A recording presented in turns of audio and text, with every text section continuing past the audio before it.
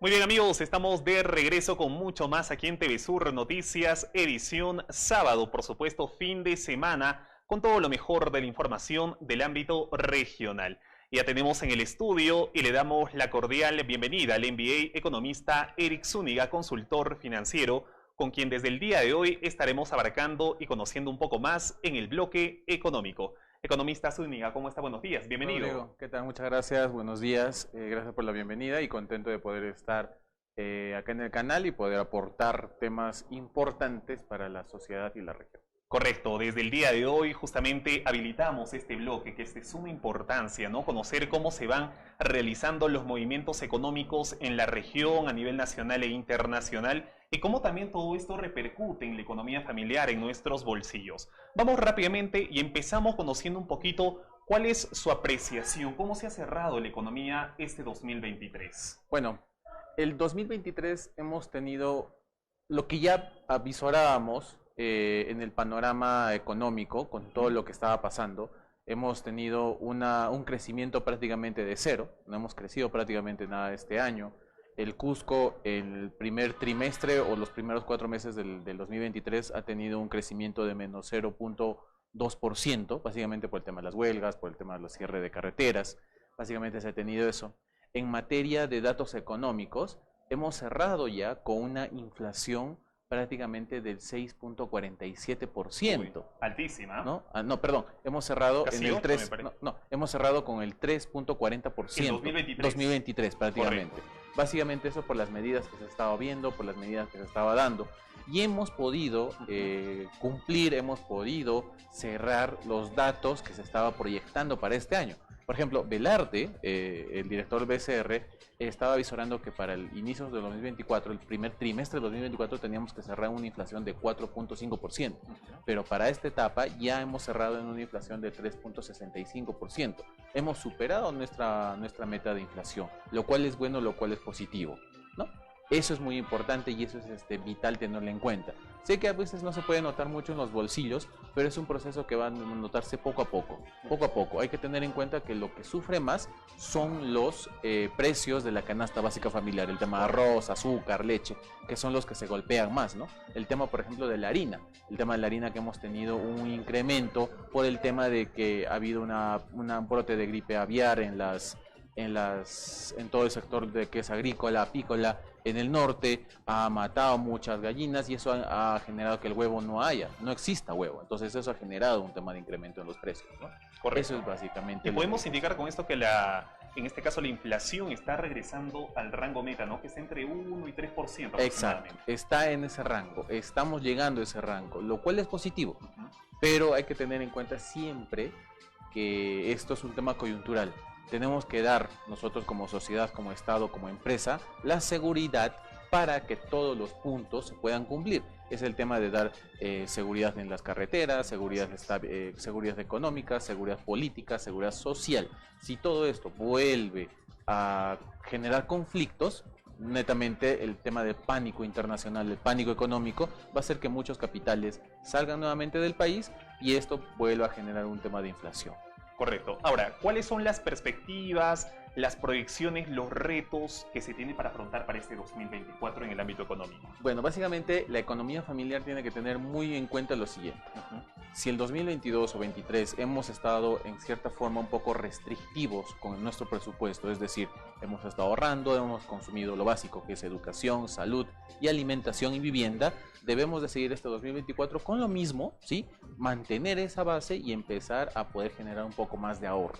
¿Sí? Generar más ahorro, el tema de no endeudarse, hacer un presupuesto para las economías familiares, economías empresariales, hacer un presupuesto para poder cuidar muy bien el endeudamiento. Hay que tener en cuenta que el sistema financiero ha podido flexibilizar sus requisitos para otorgarte un crédito en relación al 2021-2022. ¿Por qué? Porque también estaba muy amarrado, muy supeditado a la tasa de referencia que tiene el BCR, ¿no? Que estaba prácticamente en un 7.75%. Entonces, las economías familiares y empresariales tienen que hacer un presupuesto para el endeudamiento, tienen que eliminar deudas, ¿sí? Al corto plazo. Las deudas a largo plazo tienen que estar siendo amortizadas poco a poco, pagar una cuota, 2 cuotas o 3 cuotas de acuerdo a la capacidad de pago que uno tenga. Las deudas de corto plazo son importantes eliminarlas y sobre todo, un consejo muy grande, el tema de las tarjetas de crédito. No se sobreendeuden con tarjetas de crédito. Las tarjetas de crédito solamente son créditos de emergencia. La tarjeta de crédito no es un crédito, no es un dinero que puedes utilizar en comprar un celular, un televisor, comprar, no sé, comprar unos audífonos, porque la tasa de interés que tiene son muy altas. Así es. Entonces, y sobre todo, si vas a hacer un retiro de efectivo netamente de cajero de tarjeta de crédito, es uno de los peores errores que se tiene. Correcto, importante tomar en consideración estas sugerencias, recomendaciones y sobre todo tener bien presente también la educación financiera en los hogares. Ahora, yendo un poquito más al tema macroeconómico, se hacen proyecciones importantes también de cuál va a ser el crecimiento económico para el 2024 y ahí existe tal vez una disparidad en cuanto a lo que refiere el Banco Mundial, que aproxima un crecimiento del 2.4%, mientras que por su parte el Banco Central está proyectando el crecimiento al 3%. ¿Cómo vemos estos puntos de vista? Bueno, son puntos de acuerdo a los estudios que cada uno tiene, de acuerdo a las referencias, de acuerdo a los datos estadísticos, y hay un tema también de perspectiva interna que cada uno tiene, ¿no? Por ejemplo, el BCR, el MEF, el Estado peruano tiene un enfoque de crecimiento positivo, ¿no? Avisora de que las exportaciones van a incrementar, de que vamos a tener mayores ventas al extranjero, va a haber mayor ingreso de capital, de que vamos a aperturar nuevos proyectos, el tema minero también va a estar creciendo. Pero ya también el Banco Mundial ve otro tipo de aspectos que son muy parecidos, pero ya también con un tema de gestión de riesgos un poco más ácida, ¿no? El año pasado, por ejemplo, para el 2023 se proyectaba que el Perú tenía que crecer el 3%. Hemos cerrado el 2023 y no hemos crecido absolutamente nada, ¿no? Prácticamente hemos quedado en un empate cero, tas con tas, como dicen. Ahora, para este 2024 sí hay muy buenas perspectivas porque la inflación está bajando, no hay una crisis política muy latente o muy fuerte que esté pasando, de que hay momentos con la presidenta, con el hermano y estas cosas que salen. Son movimientos que sí preocupan, ¿no? Pero no está preocupando como, por ejemplo, había Castillo, el golpe de Estado, las huelgas, no. Entonces hay un proceso muy bueno que hay que aprovechar, que hay que darle el mayor dinamismo a la economía, de que podemos crecer este año 3% o en ese promedio, es muy bueno, pero hay que tener siempre un tema de seguridad, un tema de perspectiva un poco más conservadora, porque estamos en una coyuntura un poco siempre álgida, todavía se siente ese tipo de esos sucesos, rezagos, de esos ¿no? rezagos, ¿no? Entonces ahora hay que ver el tema también del turismo, cómo vamos a crecer en el tema de turismo. Estamos con el tema de la entrada a Machu Picchu, si Joinas está o no, si va, las asociaciones no quieren, si quieren que siga la DDC, entonces hay un tema de diálogo y concertación en esa parte. Recordar que en el turismo, si tienen muchos turistas, nos ayuda el tema de guías de turismo, restaurantes, hoteles, los mismos taxistas, las agencias, los nuevos practicantes de institutos o universidades pueden tener un lugar donde trabajar o pueden formar una agencia de turismo y poder hacerla formal. Entonces, correcto, hay un foco muy importante en el tema de turismo, ¿no? Y también dar el tema de la seguridad en la minería. De acuerdo a estudios de la Sociedad Nacional de Industria, en la región Cusco el primer ingreso es la minería y el segundo es el turismo. Pero en Cusco ciudad el primer ingreso es el turismo. Entonces hay que tener en cuenta toda esa parte, ¿no? El tema de la sinergia de las municipalidades, el tema de Promperú, cómo se unen para dar mayor promoción a todos los centros arqueológicos que tienen, ¿no? Tenemos el puente que es Huachaca, tenemos Choquequirao, tenemos Siete Colores, tenemos por ejemplo en Canas diferentes centros atractivos que son muy importantes pero que nadie los conoce porque no hay un tema de promoción, ¿no? Entonces hay que ver estrategias, estamos en enero y el plan estratégico tiene que ver, el plan anual tiene que ver con todo este tipo de acciones, ¿no? Convocar a las entidades públicas y privadas para poder hacer una buena promoción. Si hay buena promoción podemos generar mayor trabajo, si hay mayor trabajo podemos tener mayores ingresos y cubrir nuestros temas básicos, ¿no? Y si hay mayores ingresos se genera un tema de emprendimiento. Un emprendimiento que puede superar los 6 meses hace que puedas contratar a una persona. No le pagarás tal vez el básico, pero ya tienes una persona que puede tener un ingreso de 800, 700 o 900 soles. Exactamente. ¿No? Entonces, y esos 800, 700, 900 soles ayuda a que esta persona pueda ingresar e incrementar la masa salarial de la economía familiar donde vive. Correcto, así es, poco a poco se va fomentando también un tema de dinamización, ¿no?, de la economía por parte de estos pequeños emprendimientos que nacen con ideas de negocios hasta concretarlo ya como una empresa sólida. Es importante también el tema de la confianza que se pueda brindar al tema pues, de las inversiones privadas que son tan fundamentales dentro del desarrollo de la región y también a nivel nacional.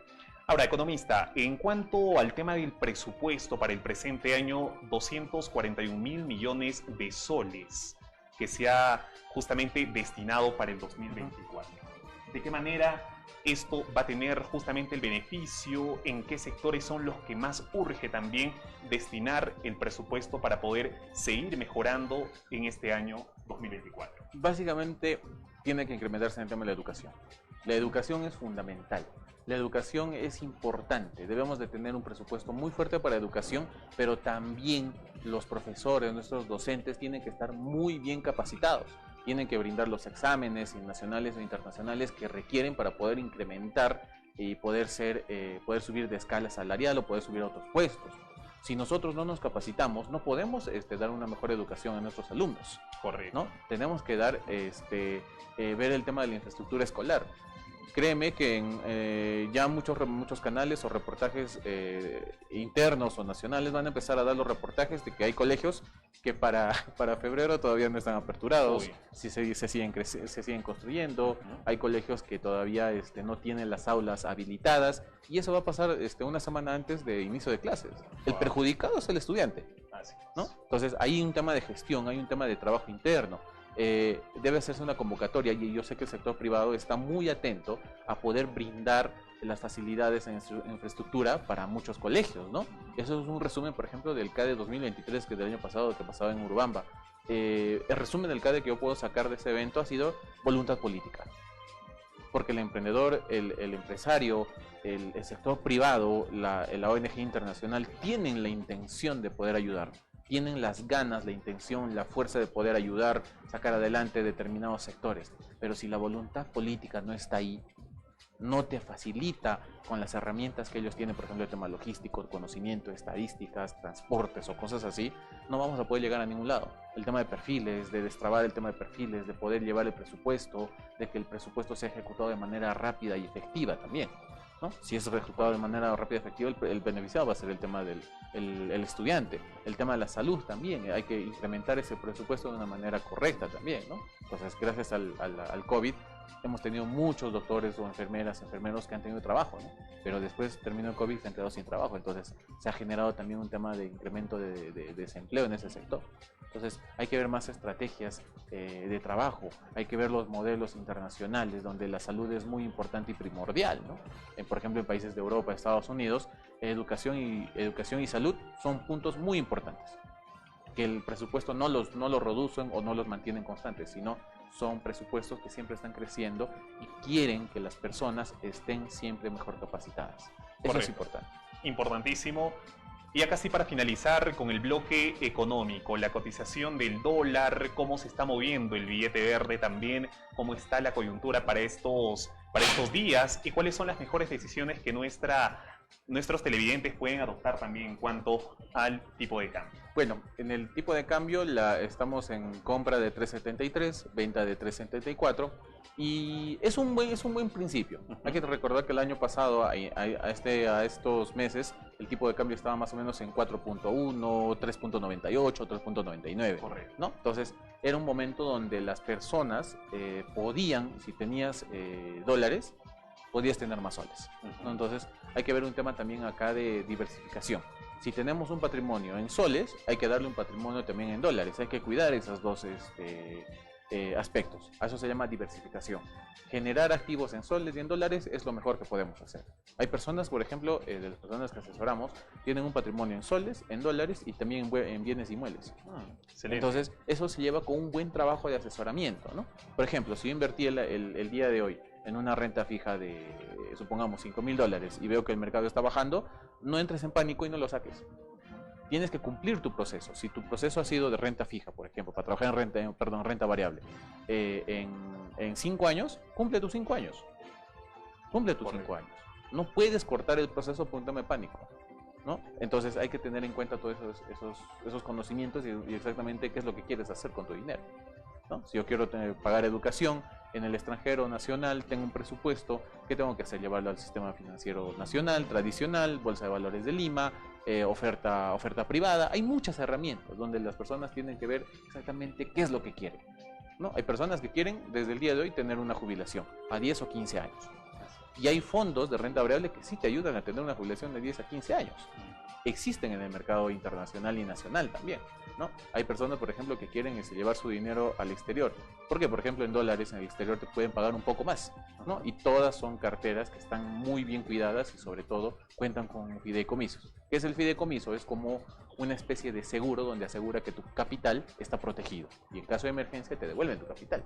Entonces hay que tener muy en cuenta toda esa información, hay que asesorarse de manera ética y de manera responsable, ¿sí? Y sobre todo en esta parte recomendar que eviten sacar dinero o préstamos de aplicativos, el tema de los gota a gota, que es muy trágico. Hemos visto muchos casos que una persona se prestó 1.000 soles y ahora debe 20.000 soles, está muy adeudada y está muy amenazada, ¿no? Y también el tema de eliminar o ver que una persona no se puede hacer millonaria con $200 en 6 meses. Eso todavía es un secreto y una receta que no existe, ¿no? Es algo que las personas, por favor, deben tener en cuenta. He visto muchos casos donde han sacado préstamos muy grandes para supuestamente hacerse millonarios en 6 meses y ahora están endeudados.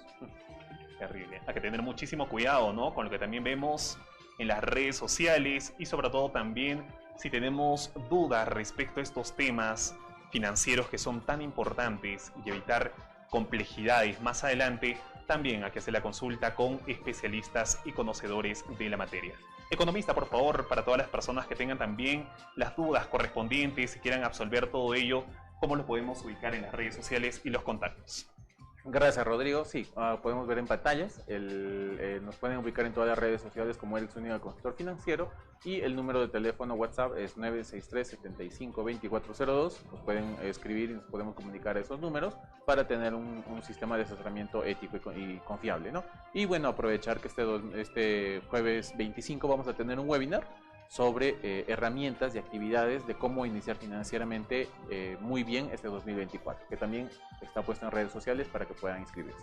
Muy bien, tuvimos la presencia del MBA y economista Eric Zúñiga, consultor financiero, quien desde el día de hoy nos estará acompañando y todos los sábados en el bloque económico de TV Sur Noticias. Muchísimas gracias por acompañarnos el día de hoy. Así que, por supuesto, nos vamos rápidamente a una siguiente pausa comercial y venimos con mucho más aquí en la edición sabatina de TV Sur Noticias. No se muevan.